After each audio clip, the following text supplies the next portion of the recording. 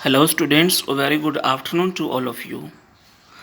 You all are welcome to this series of online classes for grade 10 English Literature Reader First Flight.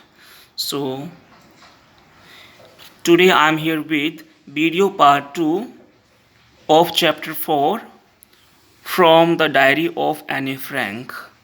So in my previous video, that was part 1 video of chapter 4, I have told you about the main characters of the chapter, setting of the chapter or story, background as well as the theme of the story. So in this video I am going to tell you only the summary in few points.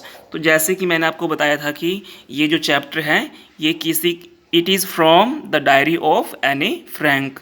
तो ये एक किसी की diary की story है, diary का page है ये जो चैप्टर है एने फ्रैंक का।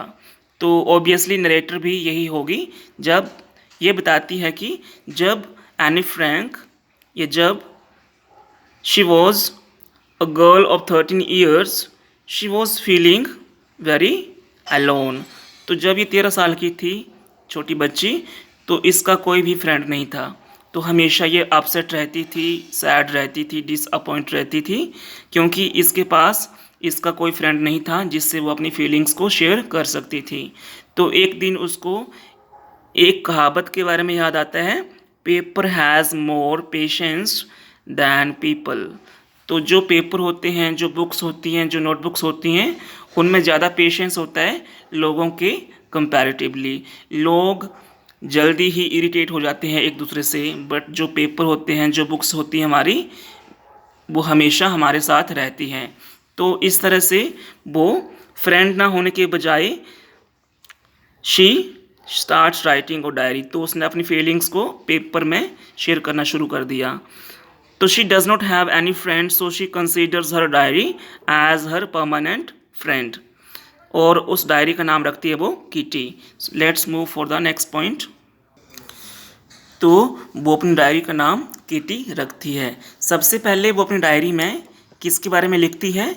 सबसे पहले वो अपनी डायरी में अपनी फैमिली के बारे में लिखती है, जिसमें अपने फादर, मदर, सिस्टर के बारे में सब कुछ बताती है। जब आप चैप्टर को गो थ्रू करेंगे तब आप उसमें पढ़ेंगे इनके बारे में, उसने क्या क्या मेंशन किया उनके बारे में। Then after she describes them as given in the text that I have already told you. When you will go through the text you will come to know about their description. Then she tells us about her school, Montessori Nursery School. तो फिर उसके बाद अपनी family के बाद वो अपने school के बारे में बताती है, जो स्कूल का नाम यहाँ पे दिया गया है।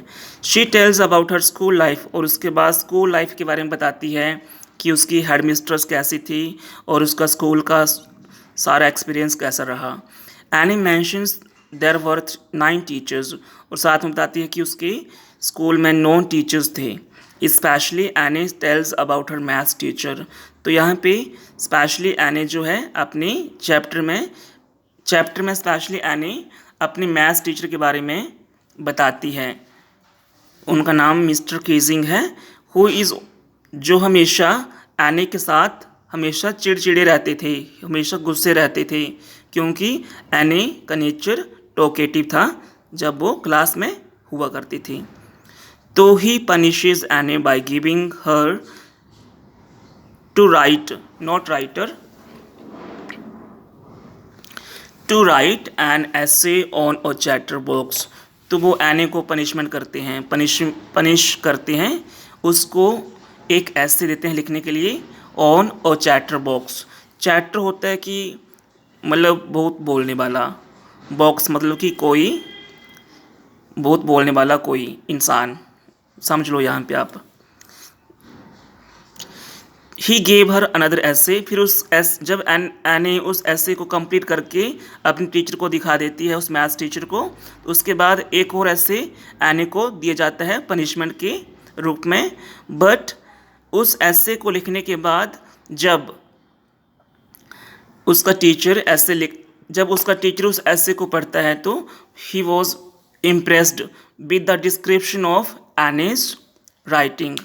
तो फिर उनको समझ आता है कि एने का जो नेचर है या वो सब बच्चों का नेचर एक तरह का होता है। सब बच्चे बचपन में बहुत टॉकेटिव होते हैं, they can not stop talking. So in this way he becomes friend, he has friendly attitude towards Annie. I hope you have understood the summary of the chapter. For better understanding, you must listen it twice. You must listen the video twice and go through the text. Thank you so much.